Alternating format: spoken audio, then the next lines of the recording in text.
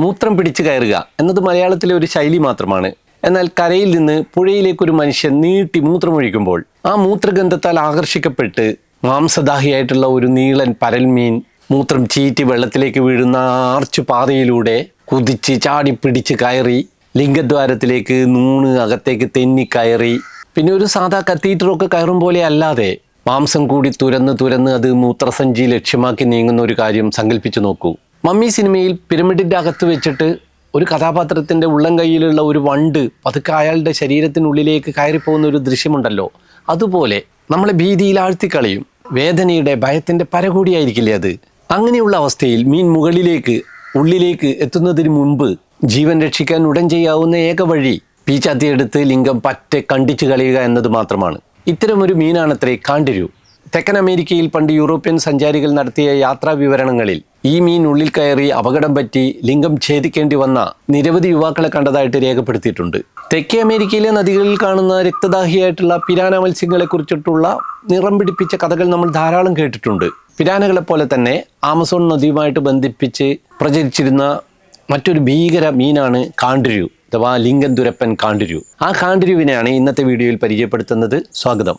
ഇപ്പോഴും പല യൂട്യൂബ് ചാനലുകളിലും കാണ്ടിരു എന്ന് സെർച്ച് ചെയ്താൽ ഈ മത്സ്യത്തിൻ്റെ ഭീകര ആക്രമണ കഥകളെ പറ്റിയിട്ട് പറയുന്ന വീഡിയോകൾ കാണാം. ലിംഗദുരപ്പനായിട്ടുള്ള പെനീസ് ഫിഷ് അല്ലെങ്കിൽ രക്തം കുടിയനായിട്ടുള്ള വാമ്പയർ ഫിഷ് എന്നൊക്കെ പേരിൽ.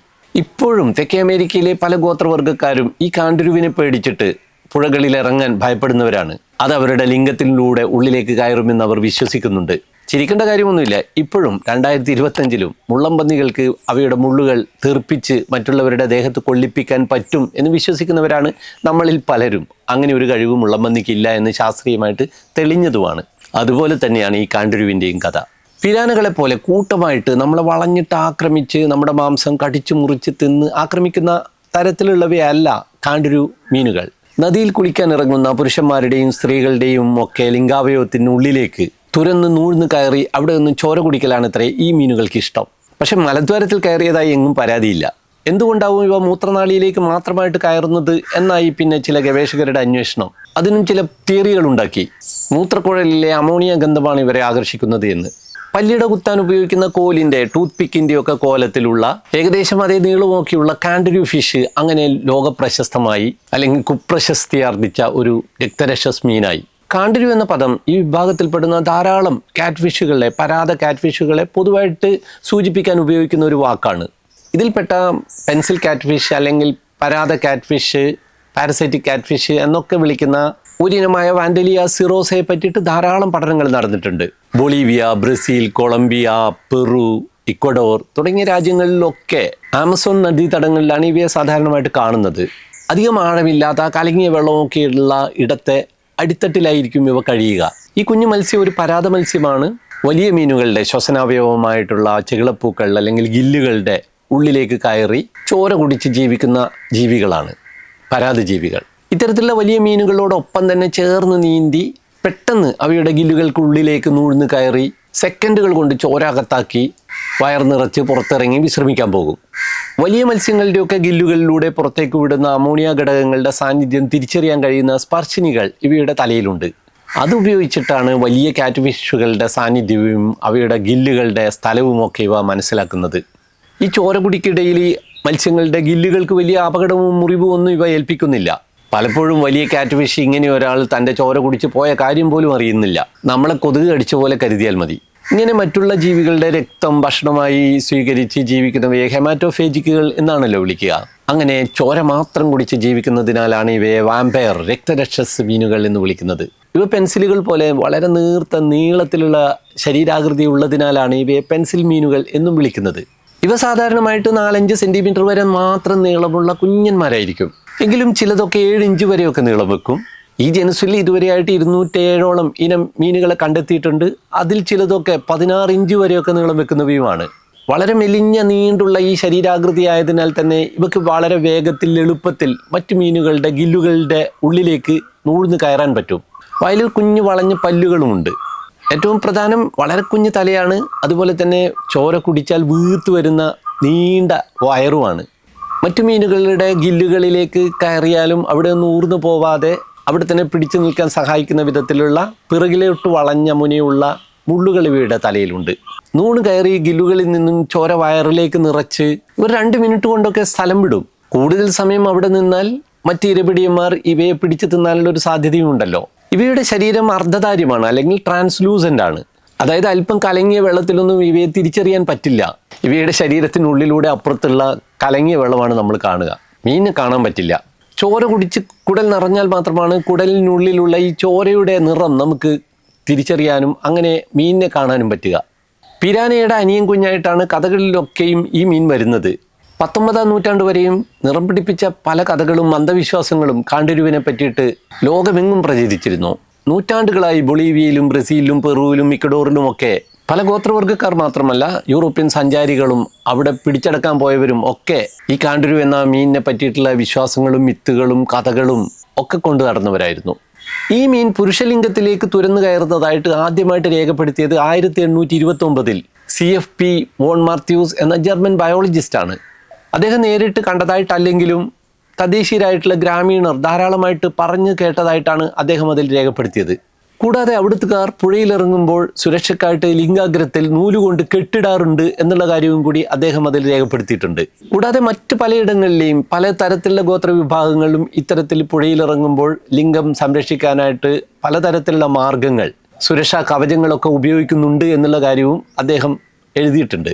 അതായത് വ്യാപകമായിട്ട് എത്രയോ നൂറ്റാണ്ടുകളായിട്ട് ഈ തെക്കേ അമേരിക്കയിലെ പല ഗോത്രങ്ങളും ഈ കാര്യം സത്യമായിട്ടും വിശ്വസിച്ചിരുന്നു. എന്തായാലും ഈ കാണ്ടുരു മീൻ പുരുഷലിംഗത്തിലെ മൂത്രമണത്താൽ ആണ് ആകർഷിക്കപ്പെട്ട് അതിലേക്ക് തുരന്നു കയറുന്നത് എന്ന് അദ്ദേഹം ഉറപ്പിച്ചിരുന്നു. ഫ്രാങ്കോസ്വാ ലൂയി ലാപ്പോർത്ത് എന്ന ഫ്രഞ്ച് നാച്ചുറലിസ്റ്റ് 1855-ൽ ആരോഗ്യ മീൻപിടുത്തക്കാർ പറഞ്ഞ ഒരു മുന്നറിയിപ്പിനെ പറ്റി എഴുതിയിട്ടുണ്ട്. ഒരു കാരണവശാലും പുഴയിലേക്ക് മൂത്രം ഒഴിക്കരുത് എന്നതാണ് അവരുടെ വിശ്വാസം. അങ്ങനെ ചെയ്താൽ മൂത്രപാതയിലൂടെ കാണ്ടുരു മീൻ ചാടിക്കയറി തുളച്ചുള്ളിൽ കയറാൻ സാധ്യതയുണ്ടത്രേ. പക്ഷെ അത് ശുദ്ധ അസംബന്ധമാണെന്ന് തൻ്റെ റിപ്പോർട്ടിൽ തന്നെ സൂചിപ്പിച്ചിട്ടുണ്ട്. ഫ്ലൂയിഡ് മെക്കാനിക്സിന് നിരക്കാത്തതും ഭൗതികശാസ്ത്ര നിയമങ്ങൾക്കെതിരുമാണ് ഈ കാണ്ടുരു ചാട്ടം എന്ന് അദ്ദേഹം അന്നേ അഭിപ്രായപ്പെട്ടിരുന്നു. അതിവേഗതയിൽ പുറത്തേക്ക് ഒഴുകിക്കൊണ്ടിരിക്കുന്ന ഈ മൂത്ര വീഴ്ചയുടെ എതിരായിട്ട് വായുവിലൂടെ ഒരു നരുന്ത് മീനിന് കുതിക്കാൻ വേണ്ട ഊർജ്ജ വേഗത സാധ്യമല്ല എന്ന് അദ്ദേഹം പറയുന്നുണ്ട്. കാണ്ടുരു മീൻ ഉള്ളിൽ കയറി ഉണ്ടായ ചില അപകടങ്ങൾ അവിടെയുള്ള ചില ഫിസിഷ്യന്മാർ കൈകാര്യം ചെയ്തതായിട്ടുള്ള ചില റിപ്പോർട്ടുകളുമുണ്ട്. രസമെന്താണെന്ന് വെച്ചാൽ ഇത്തരം കേസുകൾ റിപ്പോർട്ട് ചെയ്ത സ്ഥലങ്ങളിലൊന്നും സ്വാഭാവികമായിട്ടും കാണ്ടുരുകൾ ഉണ്ടായിരുന്നില്ല ആ കാലത്ത് എന്ന് പിന്നീട് തെളിഞ്ഞു. അതായത് ഇത്തരത്തിലുള്ള ലിംഗഛേദന കഥകളിൽ പലപ്പോഴും വില്ലൻ പിരാനകളായിരിക്കാനാണ് സാധ്യത. പിന്നീട് റിപ്പോർട്ട് ചെയ്ത കേസുകളിൽ പുരുഷലിംഗത്തിന് പകരം സ്ത്രീയോനിക്കുള്ളിൽ കയറിയ മീനുകളെ പുറത്തെടുത്തായിട്ട് മാത്രമേ പറയുന്നുള്ളൂ. സത്യത്തിൽ പുരുഷലിംഗത്തിനുള്ളിലുള്ള ആ ദ്വാരം വളർച്ച മുറ്റാതെ ഒരു കാണ്ടൊരു കുഞ്ഞിന് പോലും കയറാൻ പറ്റാത്തത്ര ചെറുതാണ്. അതിനാൽ തന്നെ ഇത് വെറും ഒരു കെട്ടുകഥകളായിട്ട് തന്നെയായിരുന്നു ശാസ്ത്രലോകം കണ്ടിരുന്നത്. എങ്കിലും 1997-ൽ ബ്രസീലിൽ നിന്നും ആദ്യമായിട്ട് ഒരു കാണ്ടുരു മനുഷ്യലിംഗത്തിനുള്ളിൽ കയറി പറ്റിയത് ഓപ്പറേറ്റ് ചെയ്ത് നീക്കിയതായി ഒരു മെഡിക്കൽ കേസ് ഒരു സർജന്റെ കൃത്യമായിട്ടുള്ള റിപ്പോർട്ടുകളോടെ പുറത്തു വന്നു. 23 വയസ്സോളം പ്രായമുള്ള ഒരു യുവാവ് മുട്ടോളം വെള്ളത്തിൽ നിന്ന് പുഴയിലേക്ക് മൂത്രമൊഴിച്ചപ്പോൾ കാണ്ടുരു ചാടിക്കയറി ലിംഗത്തിനുള്ളിൽ കയറി എന്നാണ് കേസ്. അനോസർ സമദ് എന്ന യൂറോളജി സർജൻ 2 മണിക്കൂർ നീണ്ട പ്രയത്നത്തിലൂടെ ആ കാണ്ടുരു മീനിനെ പുറത്തെടുത്തു എന്നാണ് അവകാശപ്പെടുന്നത്. നീക്കം ചെയ്ത കാണ്ടുരുവിനെ അദ്ദേഹം ഫോർമാലിൽ സൂക്ഷിച്ചു വെക്കുകയും ചെയ്തു. കൂടാതെ സർജറി വീഡിയോയിലും പകർത്തി. തീർച്ചയായും കൃത്യമായിട്ടുള്ള തെളിവുകളോടെയൊക്കെയുള്ള ആദ്യത്തെ ഒരു റിപ്പോർട്ടിംഗ് ആയിരുന്നു അത്. എങ്കിലും 1999-ൽ അമേരിക്കൻ മറൈൻ ബയോളജിസ്റ്റായ സ്റ്റീഫൻ സ്പോട്ട് ഇതിൻ്റെ സത്യം അറിയാൻ വേണ്ടിയിട്ട് ഈ സർജനെ സമീപിച്ചു. തെളിവുകൾ മുഴുവൻ പരിശോധിച്ചു. എന്നിട്ട് അദ്ദേഹം മനസ്സിലാക്കിയ കാര്യങ്ങൾ ചേർത്ത് candiru life and the legend of blood sucking catfishes എന്ന ഒരു പുസ്തകം അദ്ദേഹം രചിച്ചു. വ്യാജ അവകാശവാദമാണ് ആ കേസ് എന്ന് ഓരോരോ സാധ്യതകൾ മുന്നോട്ട് വെച്ച് ശാസ്ത്രീയമായിട്ട് അദ്ദേഹം തെളിയിക്കുന്നുണ്ട്. ഇതിന് വളരെ മുമ്പ് തന്നെ കാണ്ടുരുവിന് ഇങ്ങനെ മൂത്രത്തോട് പ്രത്യേക താല്പര്യമൊന്നുമില്ല എന്നുള്ള കാര്യം പരീക്ഷണങ്ങളിലൂടെ തെളിഞ്ഞിരുന്നു. കാഴ്ച മാത്രമാണ് ഭക്ഷണം തേടാൻ അവ കാര്യമായിട്ട് അവലംബിക്കുന്നത് എന്ന കാര്യവും. 133.5 മില്ലിമീറ്റർ നീളവും 11.5 മില്ലിമീറ്റർ വ്യാസവും ഉള്ളതായിരുന്നു അദ്ദേഹം സൂക്ഷിച്ചു വെച്ചിരുന്ന മീനിൻ്റെ സാമ്പിൾ. അതായത് 13 സെൻറ്റിമീറ്ററിലധികം നീളമുള്ളത്. വളരെ ഇടുങ്ങിയ ലിംഗനാളിയിലേക്ക് ഇടിച്ചു കയറാൻ വേണ്ടിയിട്ട് ഈ മീനിന് പറ്റുന്ന വിധത്തിലുള്ള യാതൊരു അവയവവും ഇവയുടെ തലഭാഗത്തിനില്ല. മൂത്രം പുറത്തേക്ക് കുതിക്കുന്ന സമയത്തിൽ അത്തരത്തിലുള്ള ഒരു ശ്രമം പോലും അസാധ്യവുമാണ്. മാംസം കടിച്ച് തുരന്ന് ഈ മീൻ യുവാവിൻ്റെ വൃഷണങ്ങളുടെ ഉള്ളിൽ എത്തിയിരുന്നു എന്നായിരുന്നു സർജൻ അവകാശപ്പെട്ടിരുന്നത്. എന്നാൽ പരിശോധനയിൽ ഇത്തരത്തിൽ മാംസം കടിച്ച് ചവച്ച് മുന്നോട്ട് നീങ്ങാൻ പറ്റുന്ന വിധത്തിലുള്ള പല്ലുകളൊന്നും ഈ മീനിന് ഉള്ളതായിട്ടും കണ്ടെത്താൻ പറ്റിയില്ല. എന്തായാലും പല മാധ്യമങ്ങളും ഈ കാലം കൊണ്ട് കാണ്ടുരുവിനെ ഒരു ഭീകര ജീവിയായിട്ട് പ്രഖ്യാപിച്ചു കഴിഞ്ഞിരുന്നു. വളരെ വിശ്വസനീയമായി കരുതിയിരുന്ന വളരെ പ്രശസ്തമായിട്ടുള്ള BBC പോലും ഈ മണ്ടത്തരം വിശ്വസിച്ച് പ്രചരിപ്പിച്ചു. വണ്ടലീന എന്ന ഉപകുടുംബത്തിൽപ്പെട്ട നമ്മുടെ പരിചിതരായിട്ടുള്ള വണ്ടലിയ സിറോസ എന്ന് പറയുന്ന മീനുമായിട്ട് വളരെ സാമ്യമുള്ള അതിൻ്റെ അടുത്ത ബന്ധുക്കളായിട്ടുള്ള മീനുകളെയാണ് ഇപ്പോൾ ഹ്യൂമൻ ബൈറ്റിംഗ് കാൻഡരു എന്ന് വിളിക്കുന്നത്. അവ മനുഷ്യരുടെ ലിംഗത്തിലൂടെ ഉള്ളിൽ കയറുന്നു എന്നല്ല, അവ മനുഷ്യരുടെ രക്തം കുടിക്കുന്നു എന്ന് തിരിച്ചറിഞ്ഞിട്ടുണ്ട്. അതായത് കാൻഡരു മീനുകൾ മനുഷ്യരുടെ ലിംഗം തുരന്ന് ഉള്ളിലേക്ക് കയറും എന്നത് വെറും കെട്ടുകഥ മാത്രമാണ്. എങ്കിലും ഇവയിൽപ്പെട്ട ഒരു തരം മീനുകൾ മനുഷ്യ ശരീരത്തിൽ കടിച്ചു തൂങ്ങി ചോര കുടിക്കുന്നതായിട്ട് തിരിച്ചറിഞ്ഞിട്ടുണ്ട്. നീന്തുന്ന ഒരു കുട്ടിയുടെ പുറത്ത് കടിച്ചു പിടിച്ച് ചോര കുടിക്കുന്ന വിധത്തിൽ ഒരു മീനിനെ 2020 കിട്ടിയിരുന്നു. ആകെ കിട്ടിയ ആ ഒറ്റൊരു സാമ്പിൾ വെച്ച് അതിനൊരു പുതിയ സ്പീഷീസായിട്ട് വർഗീകരിക്കാൻ വിഷമമാണ്. അതുകൊണ്ട് തന്നെ ഇപ്പോഴും ആ മീനുകൾക്ക് ശാസ്ത്രീയമായിട്ടുള്ള പേര് നൽകിയിട്ടില്ല.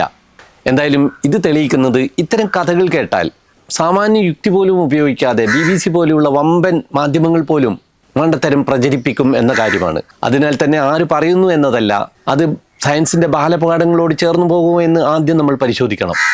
അതിനാൽ തന്നെ ഏത് അത്ഭുത കൗതുക വാർത്തകൾ വിശേഷങ്ങൾ കേൾക്കുമ്പോഴും നമ്മുടെ സാമാന്യ യുക്തി ഉപയോഗിക്കാൻ മറക്കരുത് എന്ന കാര്യമാണ് ഈ കാണ്ടൊരു കഥയിൽ നിന്നും തെളിയുന്നത്. ഞാൻ വിജയകുമാർ ബ്ലാത്തൂർ. ഇതുപോലെ വളരെ ചെറിയ ജീവികൾ മുതൽ വളരെ വലിയ സസ്തനികൾ വരെയുള്ള നമ്മുടെ ജീവലോകത്തിലെ മറ്റൊരു ജീവിയെ പരിചയപ്പെടുത്തുന്ന പുതിയൊരു വീഡിയോയുമായി ഉടൻ വരാം. അതുവരേക്കും വണക്കം.